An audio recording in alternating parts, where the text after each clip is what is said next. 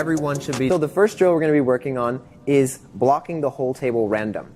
So one player is going to be looping the whole time, and they're going to be looping random the whole table. And the blocker's job is to block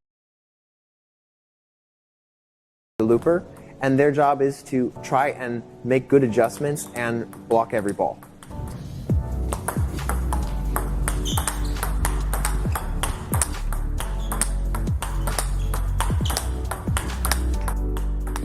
So what are some tips you have to let me do this drill better? Okay, yeah, like keeping the racket like really in front is great because it lets you transition very quickly. Another thing is to really pay attention to the micro movements of your opponent. So at the very last second, they usually show you where they're going to hit to. So just keeping your eye on them the whole time is going to really help your ability to make the good blocks.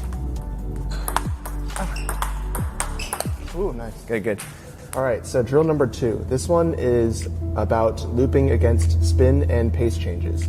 So in this one of the people will be blocking and one of the people will be looping.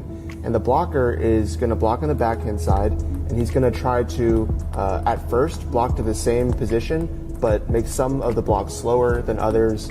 So some normal, some slow. And then once you get better at the drill, you get comfortable, you can start to block like more spinny, or sometimes more dead, more maybe even slight backspin on the block, or normal blocks, mixing them in and making it hard for the looper to just get into a steady rhythm.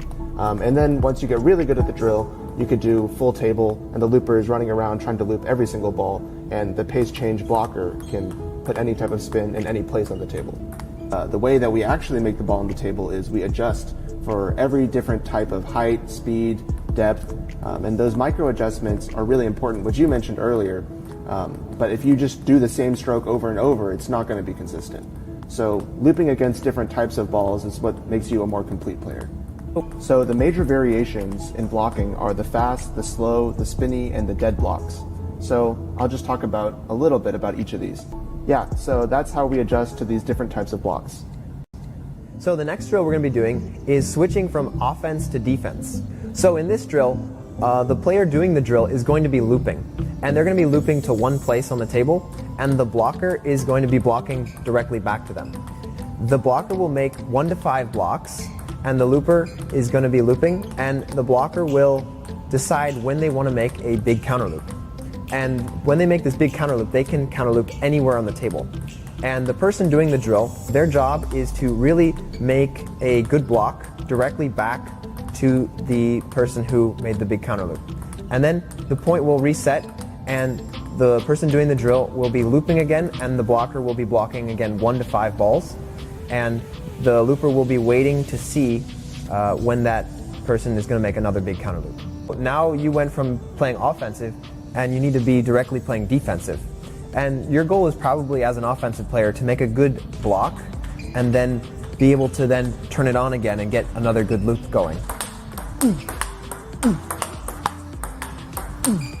So what are some tips you've got to succeed in this drill? Okay, yeah, so like the first drill, it's really important to keep an eye on your opponent and watch for those subtle cues to see when they're going to attack. Yeah, just keeping your racket really in front and making sure you catch the ball in front and make a good block. That's what's going to help in this drill.